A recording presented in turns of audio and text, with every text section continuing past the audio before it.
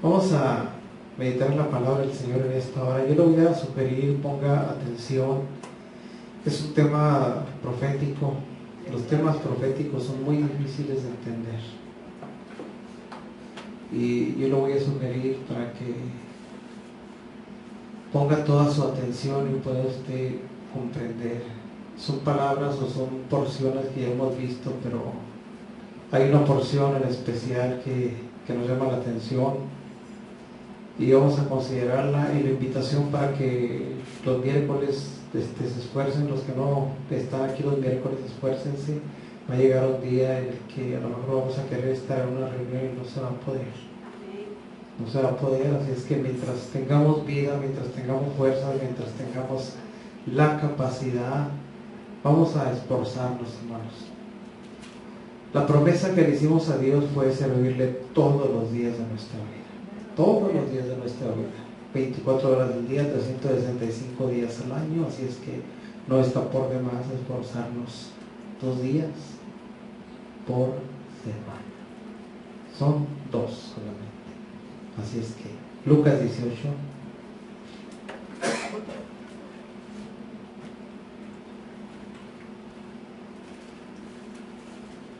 Lucas 17, perdón.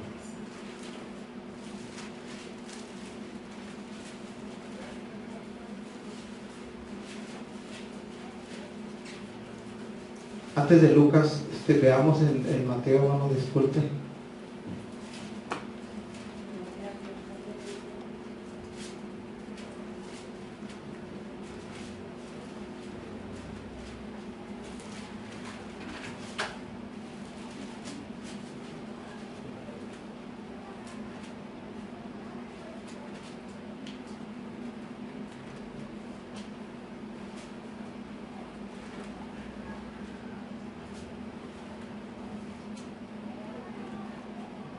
Mateo 24.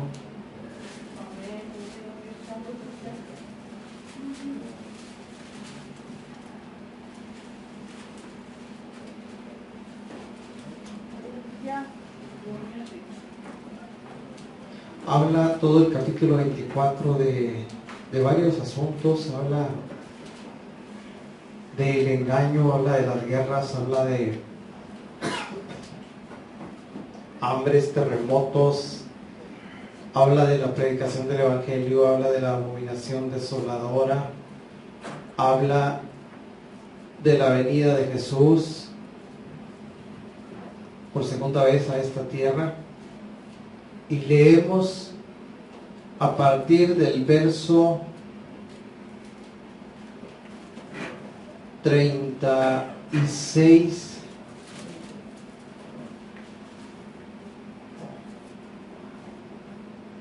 Dice la palabra del Señor, verso 36. Pero del día y la hora nadie sabe, ni aun los ángeles de los cielos, sino solo mi Padre. Mas como en los días de Noé, así será la venida del Hijo del Hombre, porque como en los días antes del diluvio estaban comiendo, bebiendo, casándose y dándose el casamiento, y no, dice, hasta el día en que Noé entró en el arca, y no entendieron hasta que vino el diluvio y se los llevó a todos, así será también la venida del Hijo del Hombre. Entonces estarán 2 en el campo, el uno será tomado y el otro dejado. 2 mujeres estarán muriendo en un molinillo, un molino, una será tomada y la otra será dejada. Velad pues, porque no sabéis a qué hora ha de venir nuestro Señor, pero sabed esto, que si el padre de la familia supiese a qué hora el ladrón había de venir, velaría y no dejaría minar su casa. Pueden tomar su asiento.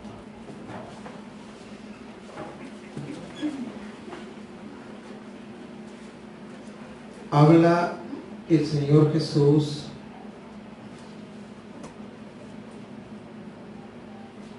acerca de los diferentes acontecimientos que vienen sobre la tierra. Antes de entrar al tema, le decía yo, es un tema de mucha controversia, es un tema que se ha prestado a diferentes interpretaciones. Está, por ejemplo, el asunto de la gran tribulación, está la venida del Hijo de Dios está el Señor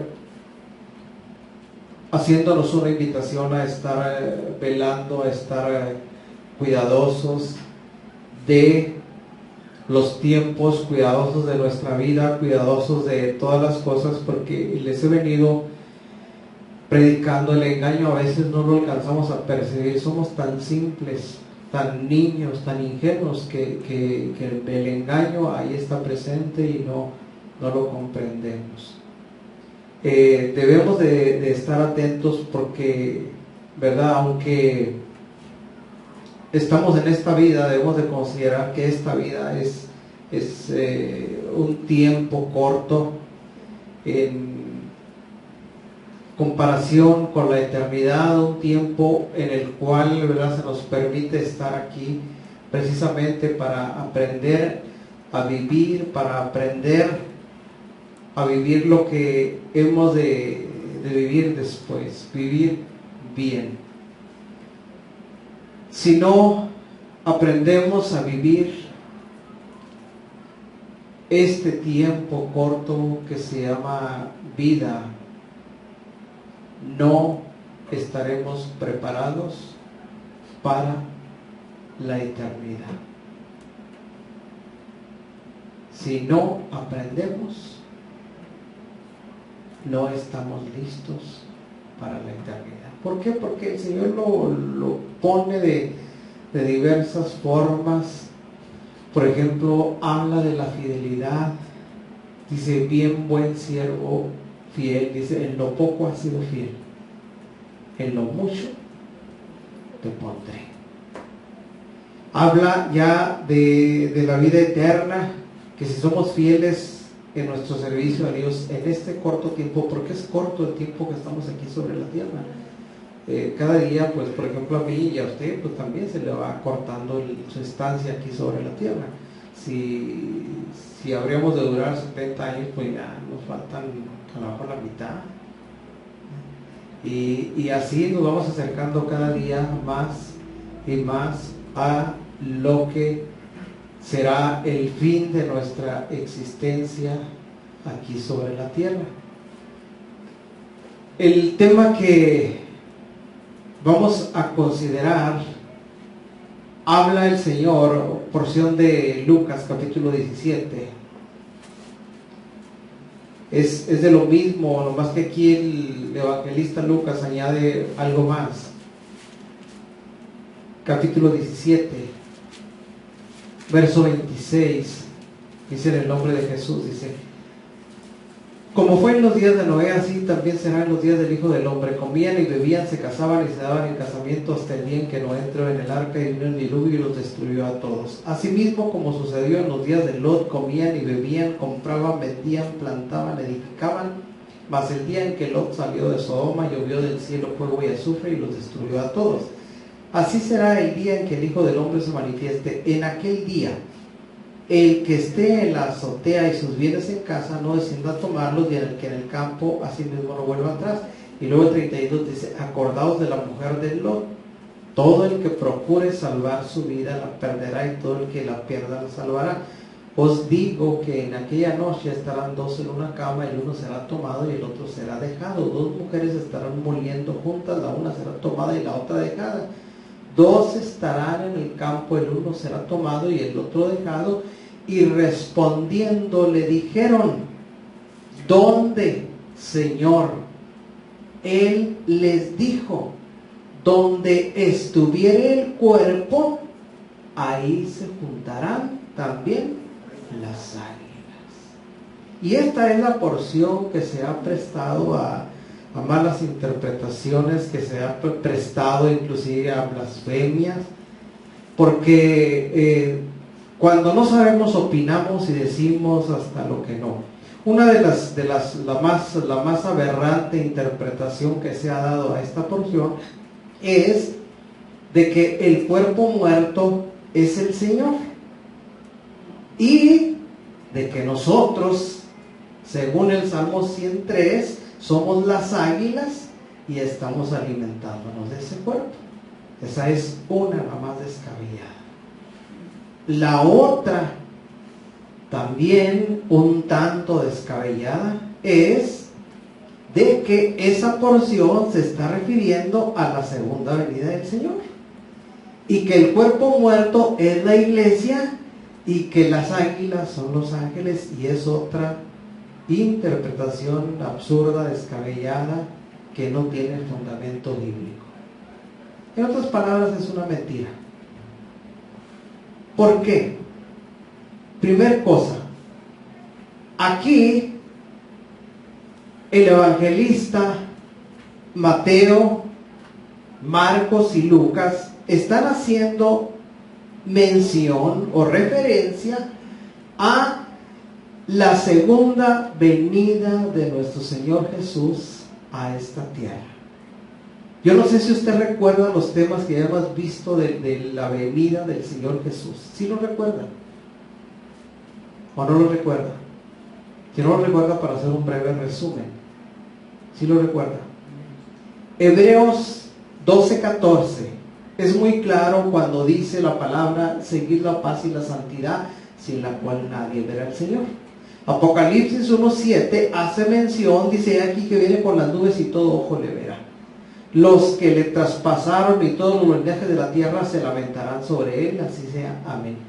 Son dos porciones que hablan de la segunda venida de nuestro Señor Jesús a esta tierra. Pero la de Apocalipsis capítulo 1, verso 7, hace mención a la aparición de nuestro Señor Jesús, en la cual aparición Él va a ser visible a todo ojo humano, sea pecador o no sea pecador, todo ojo le verá. En esa aparición de nuestro Señor Jesús, o en ese retorno de nuestro Señor Jesús a este mundo por segunda vez, la iglesia del Señor Jesús no está sobre la tierra. ¿Sí o no? No está. Y si la iglesia del Señor Jesús no está sobre la tierra, es descabellada la teoría de que la iglesia del Señor Jesús es el cuerpo muerto y los ángeles son las águilas. Otra cosa, hay ángeles, pudiéramos decir, de diferentes rangos, diferentes funciones, diferentes formas. Hay ángeles alados, como hay ángeles que no tienen alas. Pero como nos hemos comido todo lo que la tradición nos ha enseñado, cuando se nos habla de ángeles pensamos en seres alados, seres con alas. Y si usted analiza el Antiguo Testamento, usted se va a dar cuenta de que a la casa de Abraham llegan ángeles.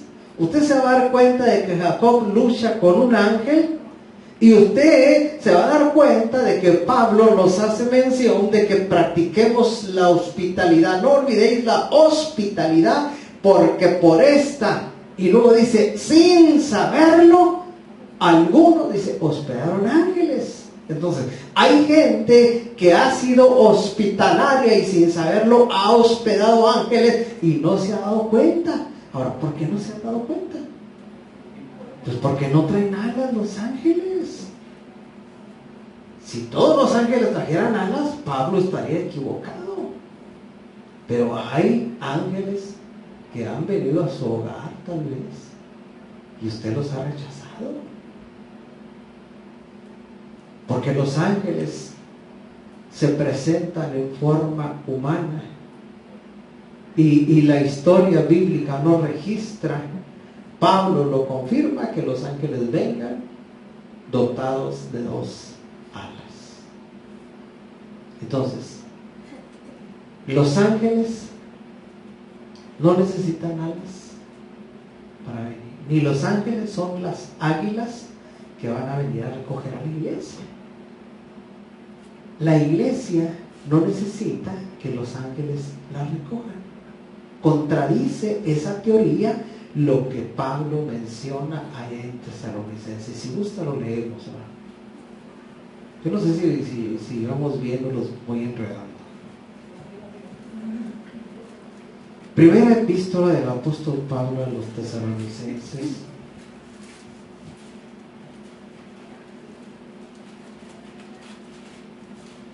capítulo 4,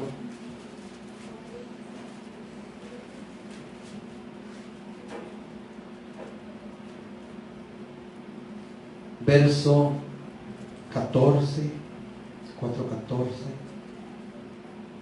dice: porque si creemos que Jesús murió y resucitó, así también traerá Dios con Jesús a los que durmieron en él. Por lo cual os decimos esto en palabra del Señor, que nosotros que vivimos, que habremos quedado hasta la venida del Señor, no precederemos a los que durmieron, porque el Señor mismo, con voz de mando, con voz de arcángel y con trompeta de Dios, descenderá del cielo. Y luego dice: y los muertos en Cristo resucitarán primero. Y luego el verso 17 dice: luego nosotros, los que vivimos, los que hayamos quedado, seremos arrebatados juntamente con ellos en las nubes para recibir al Señor en el aire, y así estaremos siempre con el Señor. Por tanto, alentados los unos a los otros en estas palabras. ¿Dónde están los ángeles en ese relato que menciona la palabra? Ahí los ángeles no están presentes. En el momento en que se efectúa la primera resurrección, la resurrección de los muertos en Cristo, dice la palabra del Señor: los muertos en Cristo resucitan, los vivos son transformados y juntos saldremos a recibir al Señor en las nubes. Un encuentro maravilloso, en el cual no asienta lo que dice Mateo, lo que dice Marcos, lo que dice Lucas en el relato que nos habla acerca de cuando menciona: enviará a sus ángeles y contará a sus escogidos de los cuatro cabos de la tierra. Ahora, ahí en ese tema o en esas porciones, la confusión es porque queremos siempre resumir todos los acontecimientos en torno a la venida de Jesús a un solo evento, y queremos aplicarlo a nosotros. La Biblia habla en cuanto a la venida de Jesús a dos eventos. La Biblia hace mención de los escogidos, pero los escogidos no son la iglesia.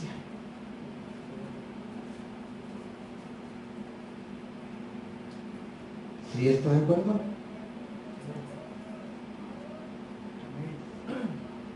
A mí se me hace como que no, como que ya se le olvidó la enseñanza de antes. Los escogidos no son parte de la iglesia.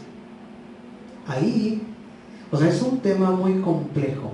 Ahí, en los escogidos, entran los que van a ser salvos en la gran tribulación. ¿Quiénes son los que van a ser salvos en la gran tribulación? Los judíos. Ahora, ¿cuántos judíos van a ser salvos en la gran tribulación? Esta porción, cuando habla el Señor del cuerpo muerto, no se refiere a la iglesia, ni se refiere al Señor Jesús mismo. Cuerpo muerto. Está hablando en el sentido espiritual, pero la aplicación es a Jerusalén, porque es en torno a Jerusalén que viene esta profecía. Si usted gusta, le damos lectura una vez más. Podemos tomar la porción de Lucas 17.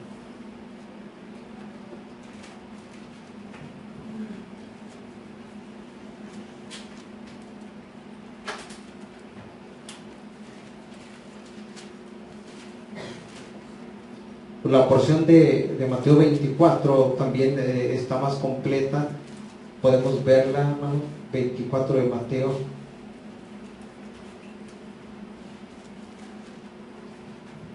Fíjese lo que dice la palabra del Señor.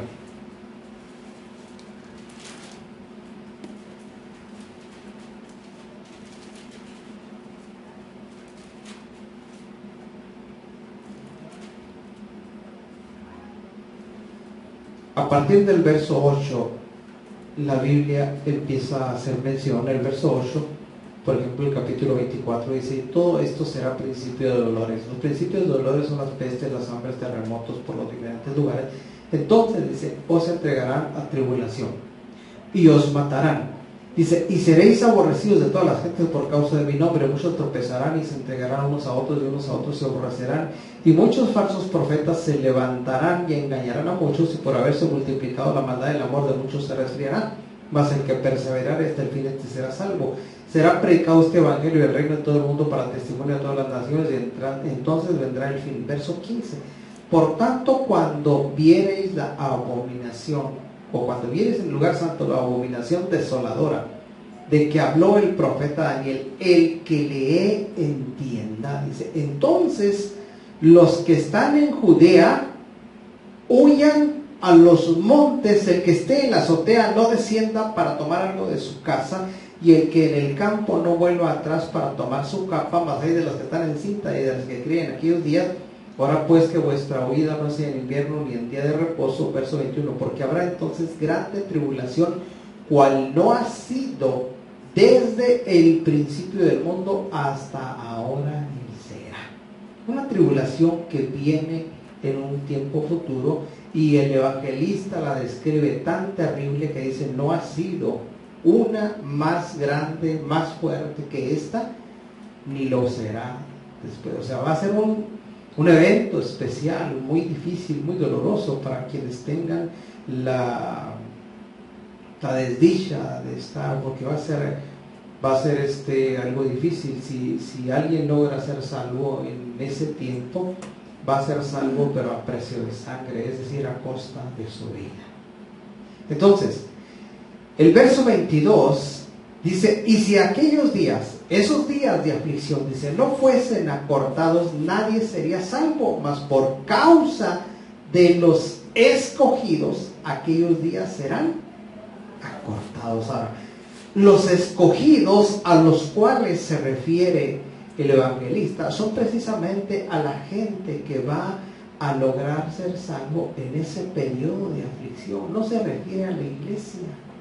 Nosotros no estamos pasando por aflicción de esa clase o por esa gran tribulación. Esa tribulación todavía no es.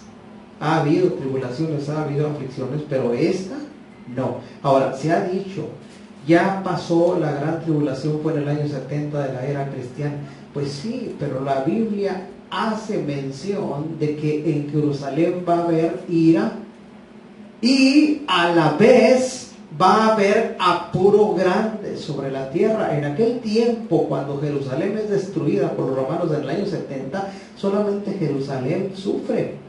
Pero aquí, en esta porción que el Señor está haciendo mención, no solamente es para Jerusalén. Los evangelios relatan que va a haber ira en Israel y apuro grande sobre la tierra. O sea, es una conmoción general de toda la tierra. Sigue diciendo la palabra del Señor: si aquellos días no fuesen acortados, nadie sería salvo, mas por causa de los escogidos, aquellos días serán acortados. Ahora, aclaramos otra vez: los escogidos que se van a encontrar en ese periodo de gran tribulación, que en ese periodo de gran tribulación la iglesia definitivamente no está presente, porque el arrebato de la iglesia es precisamente antes de la tribulación. El Señor aparece en las nubes, los muertos en Cristo resucitan primero, los que están vivos son transformados, se efectúa el encuentro en las nubes,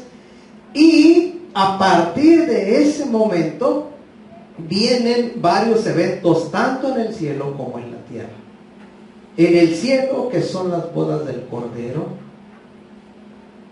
en la tierra, que empieza este tiempo de angustia difícil para Jacob de 7 años. 7 años de gran tribulación, 7 años de paz y seguridad, porque ya lo hemos mencionado, el anticristo vendrá y no va a venir en son de guerra, va a venir en son de paz, va a venir a traer propuestas de abundancia, se va a acabar la crisis, se va a acabar todo ese asunto. Inclusive en ese tiempo los reyes de la tierra van a ser los homosexuales y las lesbianas. ¿Qué le parece? El mundo dominado por homosexuales y lesbianas. ¿Había pensado usted eso?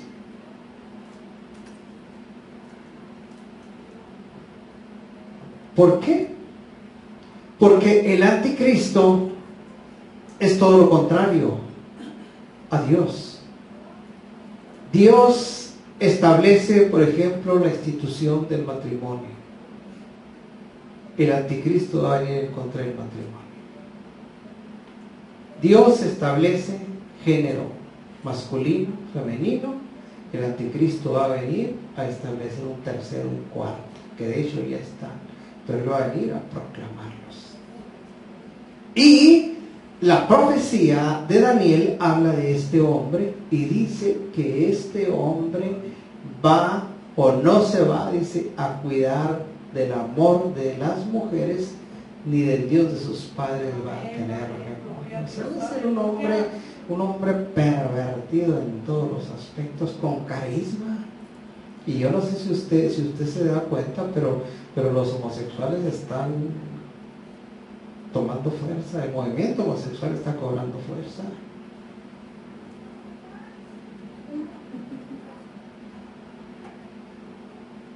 Hay sacerdotes homosexuales, hay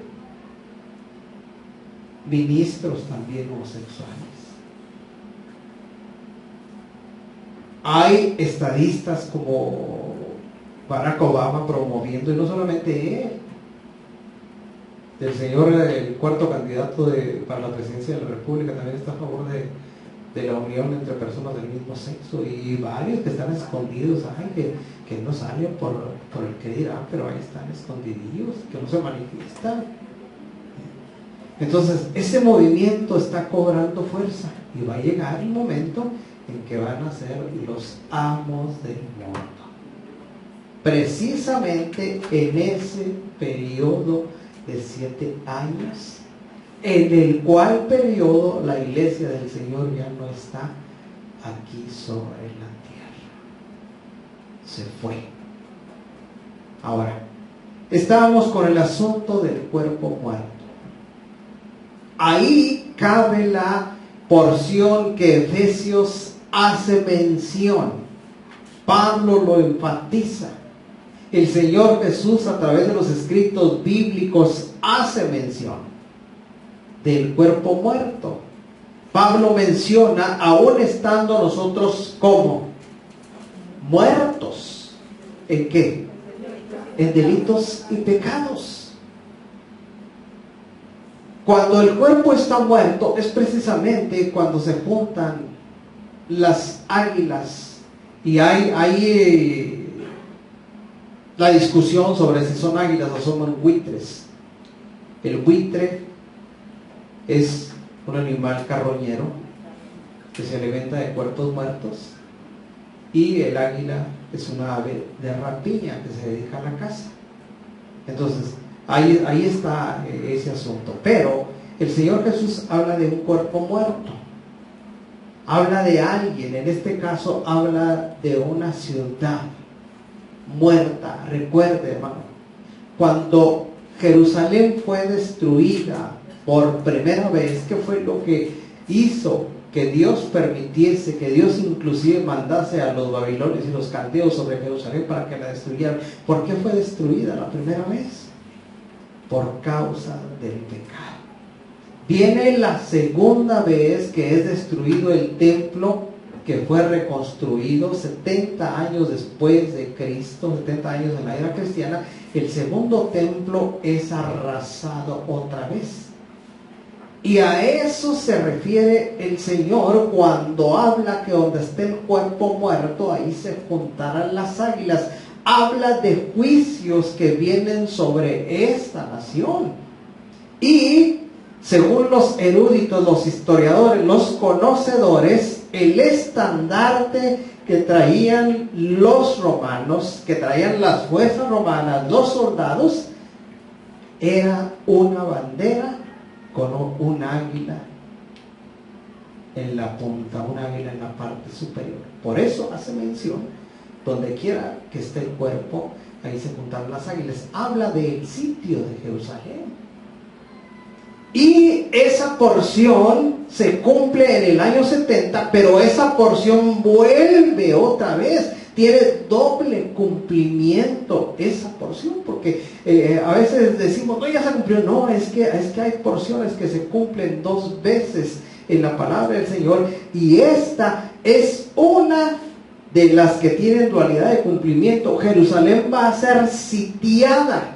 Una vez más, la Biblia habla del sitio de Jerusalén como la abominación desoladora, y en ese tiempo en el cual la abominación desoladora viene sobre Jerusalén, es cuando el Señor hace mención: los que estén en Judea huyan a los montes. El que esté en el terrado no descienda a tomar algo de su casa. Hay de las que crían y de las preñadas. ¿Por qué? Porque vienen tiempos difíciles para esta humanidad. Tiempo de angustia, dice el Señor, que viene para Jacob. Entonces, ni es la iglesia el cuerpo muerto, porque la iglesia del Señor Jesús no está en este tiempo en el cual hace mención el evangelista. No es el Señor Jesús el cuerpo muerto que está alimentando a las águilas. Tampoco tiene fundamento esa porción. Son puras ideas que a veces como no conocemos la historia ni conocemos las profecías bíblicas, pues se nos viene a la cabeza: águilas, son los ángeles. Porque eso fue lo que se nos enseñó. ¿Qué es el cuerpo muerto? El cuerpo muerto de la iglesia, y los ángeles son las águilas. Y eso nos lo enseñaron tiempos atrás, pero no tiene asiento en la palabra del Señor. Y algo que no asienta, hermano, estamos en la completa libertad de desecharlo. No es correcto, no es la voz de Dios. Entonces, aquí habla el Señor. Yo no sé si tenemos las cosas en claro. Por ejemplo, estamos en este tiempo, aquí, tiempo presente. ¿Está la iglesia sobre la tierra, sí o no? Sí, bueno. El acontecimiento más próximo que la iglesia del Señor debe, porque si alguien lo hace, pues allá él, pero el acontecimiento más próximo que la iglesia debe estar esperando o preparándose para ese suceso es el arrebato de la iglesia del Señor. El rapto, lo que conoce como el rapto. Ahora, en el arrebato de la iglesia del Señor, Hebreos 12:14 hace mención de ese acontecimiento: seguir la paz y la santidad, sin la cual nadie verá al Señor. Para que la iglesia del Señor se dé cuenta de ese acontecimiento, debe de tener paz, y el requisito principal es santidad. Lo mencionábamos en el culto anterior: la santidad. Santidad, la limpieza. Y a veces hacemos mención de transparencia. Déjeme decir, la transparencia no nos sirve si no va compaginada con la limpieza, con tantas otras cosas. Porque le voy a hacer mención: la transparencia en muy poco sirve. ¿Por qué? Porque un homosexual es transparente. ¿Y de qué le sirve? Una prostituta es transparente, y un borracho es transparente, y un ladrón es transparente. Entonces, ¿de qué sirve todo eso? ¿De qué sirve la transparencia? Más bien, lo que debería de haber es congruencia con nuestros actos, con nuestras palabras, que sean congruentes de acuerdo a nuestra profesión de cristianos. ¿Por qué? Porque, dice la Biblia, sin paz y sin santidad nadie verá al Señor. Les hacía yo mención de cómo a veces el pecado nos va engañando en cosas simples que a lo mejor se los hacen simples. Por ejemplo, hay muchos cristianos que para los cristianos el ir al cine pues es algo, pues es una película, en mi casa la veo, pues vean en su casa. ¿Para qué se va a meter allá? Imagínense, el hermano Luis se va al cine. Y luego después le dice a Irving, vamos al cine. Y luego Irving le dice a Mónica. Y luego Mónica le dice a Emanuel. Y luego Emanuel le dice a César. Y luego después toda la iglesia va hasta allá en el cine.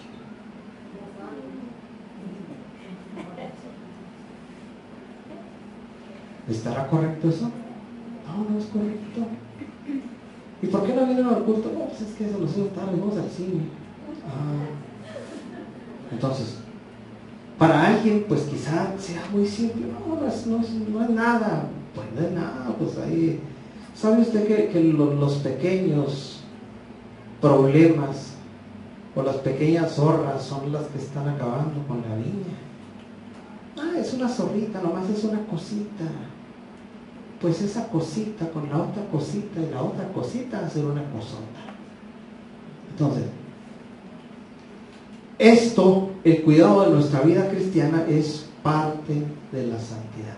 Ahora yo pregunto, yo les hacía mención también, ¿verdad?, de las mascaderas de chicles en la congregación, no son correctas. Ahorita no he visto a nadie, ¿verdad? Pero el día miércoles varios, 4 o 5, varios, ¿qué pasa? Ya no hace falta que hagan la bomba, truene. Entonces todas las cosas no son buenas precisamente porque, hermano, porque a veces no hacemos conciencia de la vocación a la cual hemos sido llamados. En esta vocación se necesita esfuerzo, se necesita diligencia. Lo principal que se necesita es la santidad, porque sin la santidad, dice la palabra del Señor, nadie verá al Señor. Nadie verá al Señor. Entonces, primer evento, el Señor aparece, los muertos en Cristo resucitan primero, los vivos son transformados y la iglesia se va. En ese evento solamente los que tengan paz y santidad se darán cuenta del asunto. Los pecadores no se van a dar cuenta del asunto. Lo hemos dicho en diferentes ocasiones.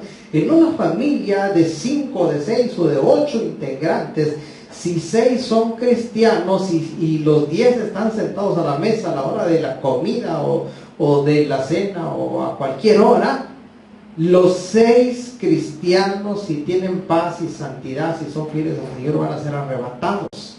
¿Y qué va a suceder con los 4 restantes? Ahí se van a quedar. ¿Y qué va a suceder en una familia de 10 integrantes que se desaparecen 6 al mismo tiempo y que los buscas y que nadie se da cuenta?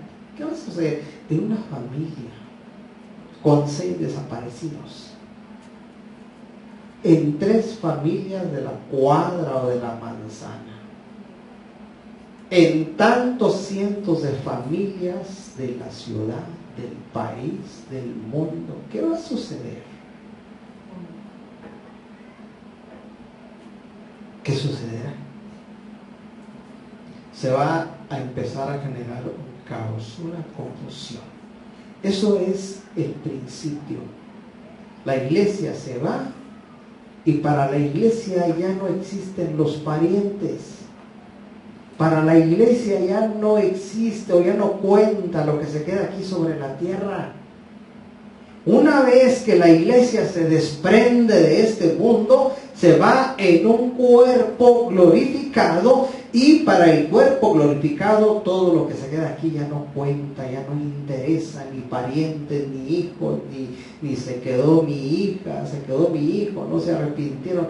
No, todo eso, todos esos sentimientos que nosotros tenemos a hoy son sentimientos propios de nuestra humanidad, sentimientos de esta vida, pero una vez que dejamos esta vida, todo eso termina, todo eso se acaba, y el Señor nos lo enseña de diferentes maneras. Le preguntan al Señor Jesús: Señor, la resurrección de los muertos, esta persona fue marida, fue esposa de un hombre y murió, y la tomó el hermano, y fueron 7 hermanos, y los 7 la tuvieron, y en la resurrección de los muertos, ¿de cuál va a ser la mujer? Y para la mente humana, pues a lo mejor es un grave dilema, que es un día con cada uno. Para el Señor no. El Señor le dijo: erráis ignorando las Escrituras, primera cosa, y el poder de Dios. Porque en la resurrección de los muertos ni se casan, ni son dados en casamiento. Por eso el que quiera casarse ahorita, pues apúrese. Que ya no se va a poder hallar. Entonces, en la resurrección de los muertos, ya nada, ni agarraditos de mano, ni nada.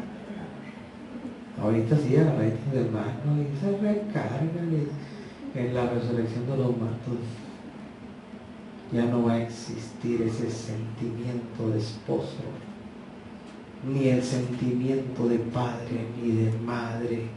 Todo eso termina, todo eso se acaba, es temporal. Por eso, hermano, se va a la iglesia. ¿A dónde se va? ¿Qué se va a hacer? Pues el Señor nos va a traer allá paseando un tour por todo el universo. Después se hará el tour. Pero está, por ejemplo, el acontecimiento de las bodas del Cordero. Es real, no es ficticio, es algo real, y tan real que el apóstol Pablo habla de la preparación de la iglesia, de la santidad de la iglesia, y dice: pues que os celo con celo de Dios, porque os he desposado como a una virgen pura, para presentaros a Cristo sin mancha y sin arruga. Se casa el Cordero con su iglesia, con su esposa. 7 años de celebración allá en la eternidad. Y usted puede decir: 7 años son muchos. No. Recuerde que así como desaparece el sentimiento de esposo, de esposa, de padre, de madre, el tiempo deja de ser. Por eso Pedro hace mención del tiempo. Un día para el Señor es como 1000 años. Entonces, el tiempo ya no es problema. Hay 7 años, ¿y qué vamos a estar haciendo en los 7 años? Comiendo y bebiendo. Hay muchas cosas que el Señor va a hacer. Yo no sé si usted es un lector de las Sagradas Escrituras, pero el Señor nos enseña a través de su palabra tantas cosas. Los que se resisten, por ejemplo, a tomar de la cena del Señor, y veo la porción cuando el Señor se dispone a tomar la Pascua, y el Señor expresa a sus discípulos: tanto he deseado comer con vosotros esta Pascua. Fíjese, el Señor deseaba estar reunido con sus discípulos y participar de la Pascua. Y cuando establece la cena del Señor, cuando parte el pan y comparte el vino, el Señor lo hace como siendo para él una ocasión muy especial, y de hecho lo era, y era tan especial la ocasión que cuando él comparte el vino, dice: de cierto os digo que no voy a beber más del fruto de la vid hasta que lo beba nuevo con vosotros en el reino de los cielos. Y aquí pues no quiere, y el Señor lo deseaba. Y el Señor se fue, y se fue diciéndoles: es la última. Como diciéndole: allá lo vamos a hacer otra vez, allá nos vamos a ver y lo vamos a volver a tomar. Entonces, son cosas muy muy precioso. Entonces, estamos en el asunto de la santidad. Y la santidad es la limpieza de nosotros como cristianos, indispensable para tener parte en el arrebato de la iglesia del Señor. Los que no tengan parte en el arrebato de la iglesia del Señor son los que vivieron una vida tibia, una vida descuidada, una vida al aventón, en la cual a lo mejor la paz estuvo ausente y la santidad con más ganas. Porque hay cristianos que ni tienen paz ni tienen santidad. ¿Y qué va a hacer de ellos? Pues se van a quedar. No se van a levantar en la primera vez. No se van a levantar. Y los que están vivos, ¿qué va a suceder con ellos? Pues se van a quedar tibios, y más tibios se van a quedar a los sufrimientos que se van a dar en el tiempo de la gran tribulación. Porque en el tiempo de la gran tribulación va a ser sufrimiento y va a haber predicación de la palabra. El Señor sí va a ver. ¿Y quiénes se van a encargar de la predicación de la palabra del Señor? Viene el tiempo de los 2 testigos de Apocalipsis 11. Viene el tiempo en que surgen los 144,000 y se dan a la tarea de la predicación. ¿Y cuántos serán salvos? Muy pocos van a ser salvos. Y en ese tiempo Jerusalén va a estar en un estado apóstata. 144,000 personas solamente van a ser salvos y los demás se van a quedar en su pecado. Y es cuando se cumple otra vez la profecía de Mateo 24, tiempo de angustia para Jacob. Jerusalén vuelve a ser cercada de ejércitos y viene, dice el Señor, sabed entonces que su destrucción ha llegado. Entonces, cuando la Biblia habla de cuerpo muerto, se refiere a Jerusalén de manera específica en la profecía, no se refiere a la iglesia del Señor. La iglesia del Señor ya no está sobre la tierra. No es lógico ni siquiera pensar en que se está refiriendo a la iglesia del Señor. Se está refiriendo a Jerusalén y se está refiriendo a su condición espiritual. Jerusalén en un estado de apostasía tremendo, y Pablo habla de la apostasía. No va a venir el Señor por segunda ocasión a este mundo sin que venga antes la apostasía y se manifieste el hombre de pecado, el hijo de perdición, dice, oponiéndose y levantándose contra todo lo que se llama Dios o que se adora, tanto que se asienta en el templo de Dios como Dios, haciéndose parecer Dios. Tiempos de apostasía tremendos en Jerusalén. Aunque es el pueblo de Dios, su condición humana es igual a la nuestra, es igual a la de cualquier gente. La condición humana es una condición en la cual el hombre y la mujer tendemos hacia las cosas negativas, hacia el pecado, hacia abajo, hacia abajo, hacia abajo. Hay que buscar de Dios, pues a ver quién lo busca, pero nuestra humanidad tiende siempre hacia abajo, hacia abajo, hacia abajo. Jerusalén no es la excepción. Inclusive en Jerusalén el movimiento homosexual está cobrando también fuerza y más fuerza que nunca.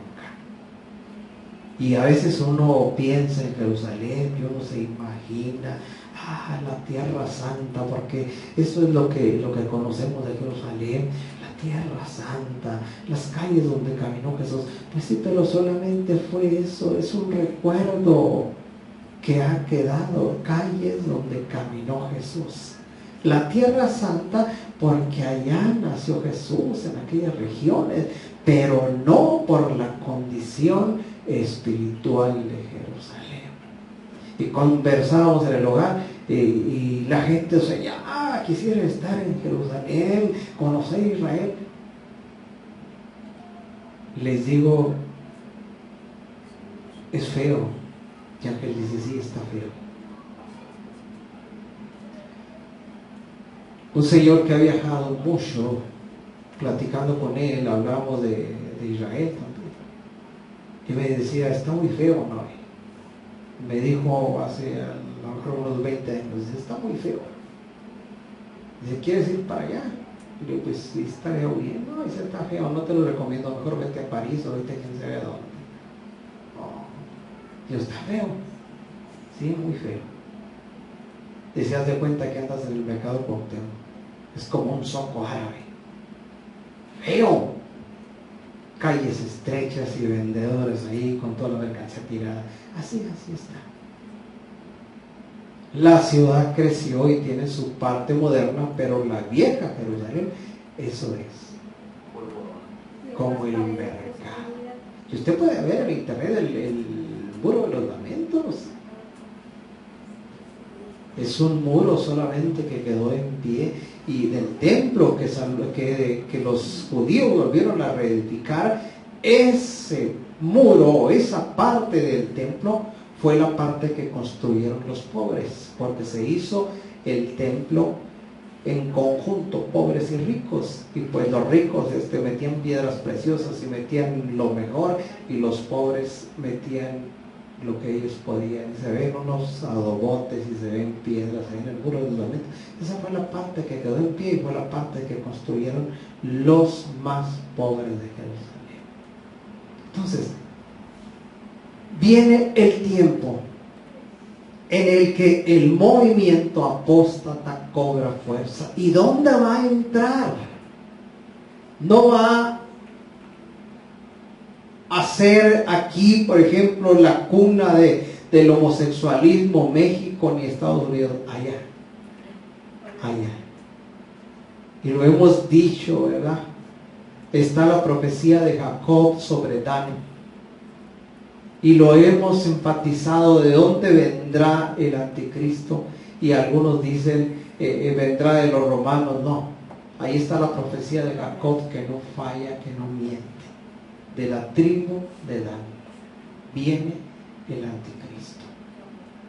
Del linaje de Jerusalén, del pueblo de Israel, según Daniel, cuando habla, no se va a cuidar del amor de las mujeres, ni honrará al Dios de sus padres.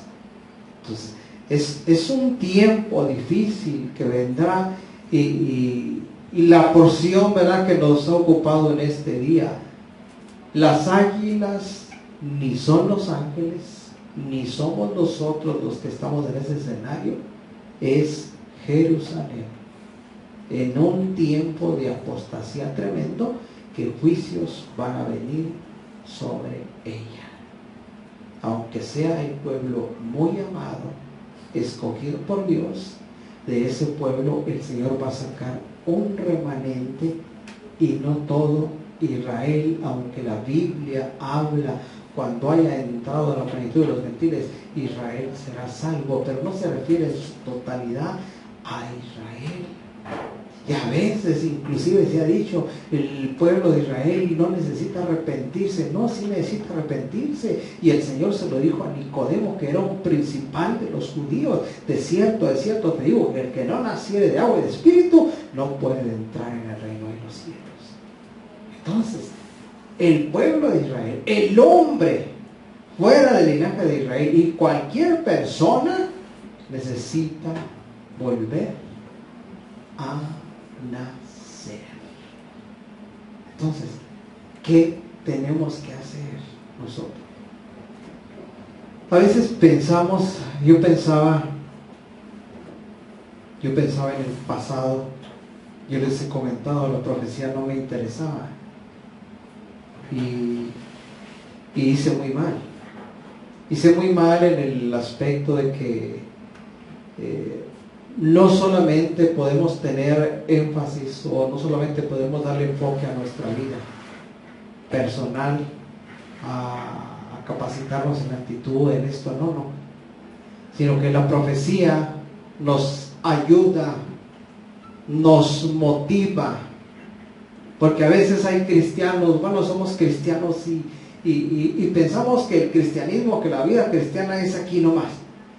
pero no conocemos la esperanza, no conocemos el cuerpo que hemos de tener, no conocemos nada.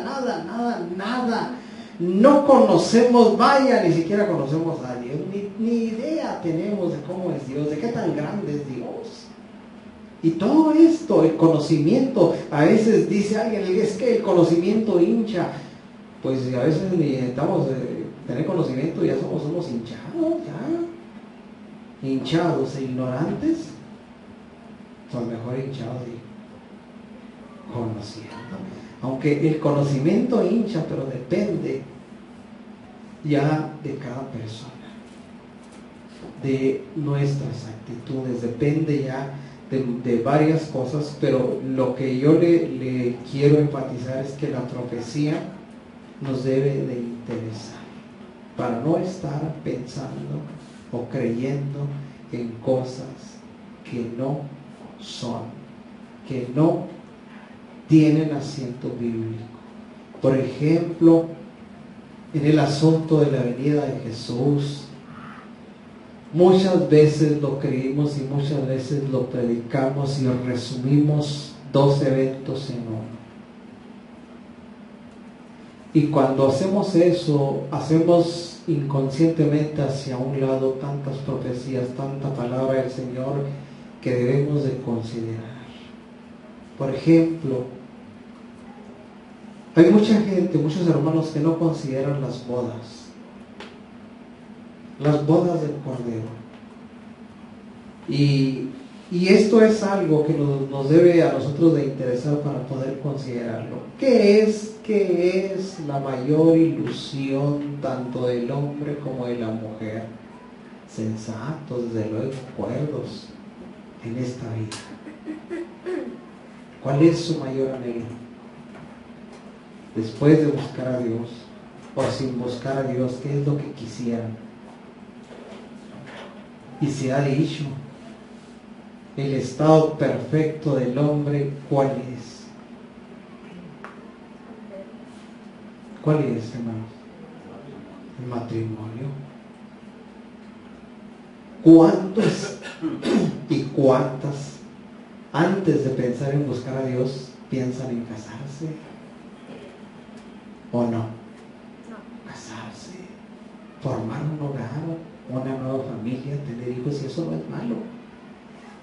Y esto es en relación a nuestra vida espiritual con Dios. ¿Queremos llegar al matrimonio en el sentido espiritual? ¿O no?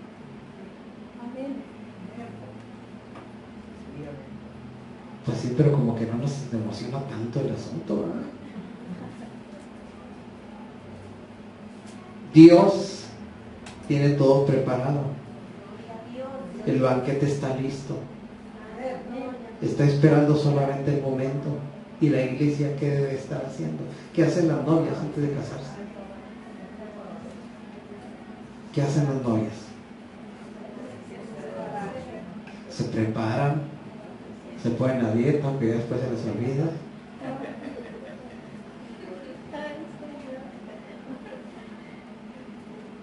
Se asean, se bañan, andan impecables. El tiempo antes del matrimonio es una preparación. Se preparan en todo. Las que son prudentes pues empiezan a alistar sus cositas, a comprar sus vajillitas, sus sobrecamas o cualquier cosita que ellas saben que les va a ser útil en su nueva vida. Se preparan en todos los aspectos, física, psicológicamente. Y la iglesia del Señor también debe de estar en la misma forma, preparándose. Pero es que no sabemos con quién nos vamos a casar. Pues eso es lo primero que debemos de empezar. ¿Con quién nos vamos a casar? ¿Quién es Jesús? ¿Me conviene o no me conviene? ¿Qué me ofrece Jesús? Pues Jesús es por principio de cuentas, el ser que entregó su vida para rescatarnos del pecado. Es el ser que perdonó nuestros pecados. Es quien derramó su sangre para que usted y yo tuviésemos parte y suerte entre los santificados. Es el que vino a morir y se fue, pero prometió venir otra vez por nosotros.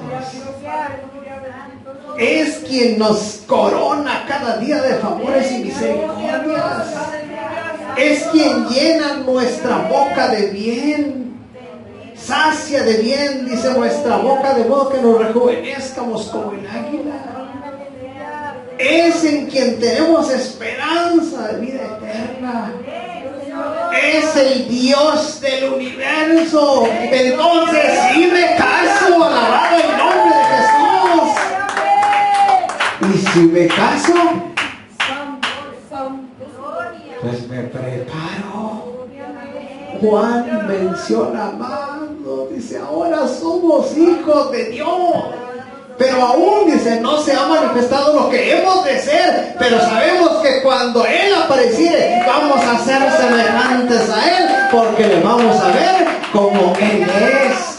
Y si tenemos esta esperanza, dice Juan, cualquiera que tiene esta esperanza en Él se purifica, como Él también es limpio. Entonces vale la pena el esfuerzo. Vale la pena santificarnos, vale la pena hacer morir nuestra carne cada día para que el Señor viva en nuestra vida. ¿O no vale la pena? Sí vale la pena. Sí vale la pena. Que el hermano Luis me quiere decir, vamos al cine, hermano, bueno, no vayas usted. Yo estoy comprometido. Y ese compromiso requiere mi fidelidad. Quiero yo ser encontrado fiel. Fiel. ¿Usted quiere ser hallado fiel? Vengas el miércoles al culto.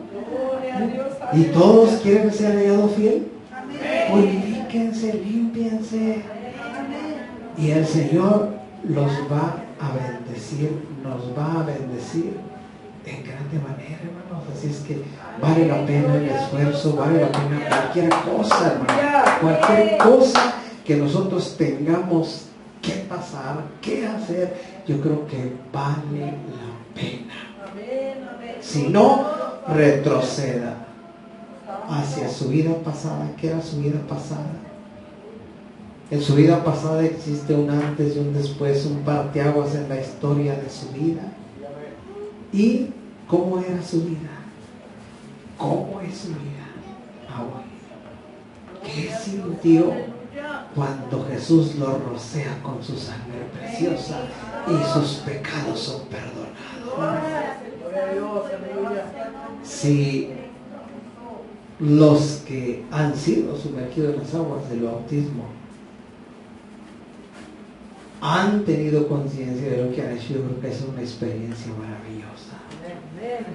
Es una experiencia única que no se va a volver a repetir jamás. Por eso ahí está la invitación para que vengan a Dios, para que sirvan a Dios, para que sean fieles a Dios.